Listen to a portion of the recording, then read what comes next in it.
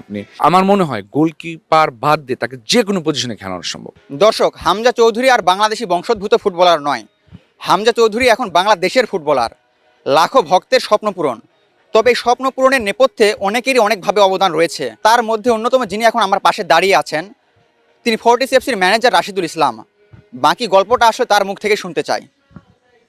হ্যাঁ, আপনি বাংলাদেশের প্রথম ব্যক্তি যিনি হামজা চৌধুরী ইন্টারভিউ নিয়েছেন, সেটিও 5 বছর আগে 2019 সালে।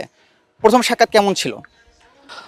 আসলে প্রথম কি না সেটা একটা বিতর্কে যাব না, তবে আমি চেষ্টা করছি বিষয়টা শুরু করা যায়।